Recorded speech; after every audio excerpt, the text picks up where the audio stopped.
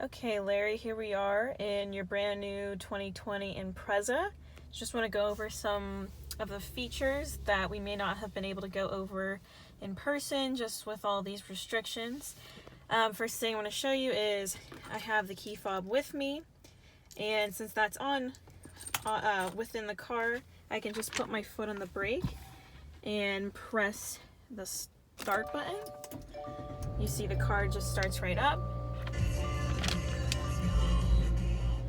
Alright, everything should look pretty familiar to you since you're driving the 2018. There's been some upgrades to the 2020, especially since now you're to a limited. You did not have EyeSight before, so that's going to be right here. These two little knobs right here. Now there's two lenses over here, so try not to touch those. Those are the cameras that are watching the road. That controls the lane departure warning and auto collision braking. So that's just an extra eyes watching the road. And keep in mind, if you can't see out the windshield, the EyeSight can't. So if it's super foggy or the sun's blaring in your eyes, the EyeSight might be altered in what I can see. Some of the controls are right here.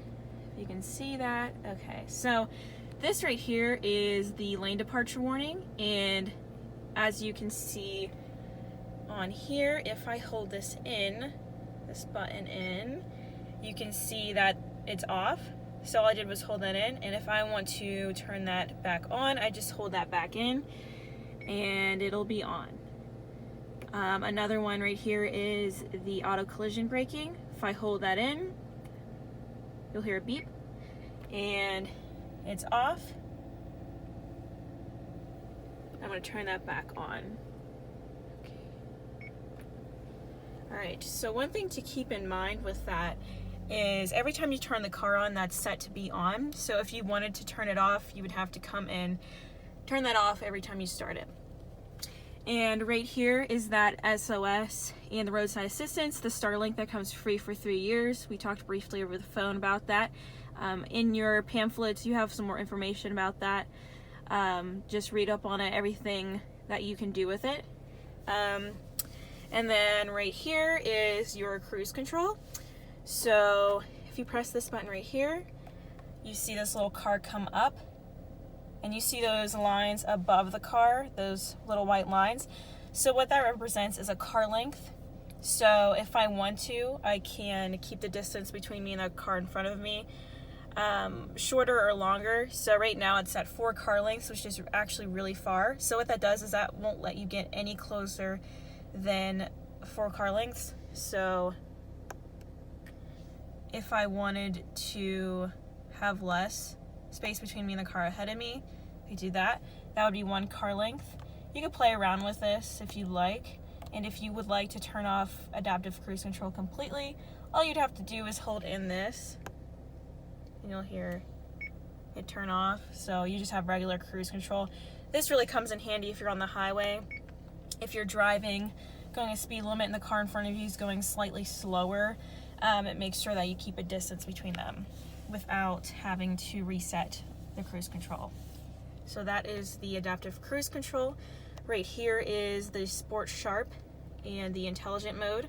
So you can turn that on intelligent, and it usually is set on intelligent mode, but you could turn it to the sport mode if you want a little bit more of a punchier drive. This is better in gas mileage. Most people keep this every day as their everyday driving experience. These buttons right here, so let me turn off the cruise control. These buttons will go through whatever you want to see on this little screen right here. So a lot of people like to keep their miles per gallon or miles till E up, but you can pick whatever you want.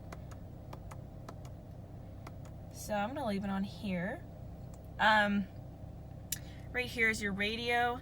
I'm guessing this is the same as the 2018 volume. You can change with this. And then this right here is, this changes that display right there. So you can change to different displays, whatever you want to see. It's up to you. This changes if you want to go with just regular AM or FM, or Sirius Radio. You do get Sirius Radio free for a couple months. This is what your screen looks like. It's going to look pretty similar, except we do have Apple CarPlay and Android Auto. And down here, last thing I want to show you is the steering responsive headlights. So you can turn that off if you'd like, but pretty much what that does is whenever you turn the wheel, the lights will follow, which really comes in handy. And then this is the rear cross traffic alert. So that's gonna let you know, give you an audible warning if a car is driving behind you in your parking lot. If you're backing out of a spot and you can't see what's behind you, it'll give you an audible beep and let you know that there's someone back there so you don't hit them.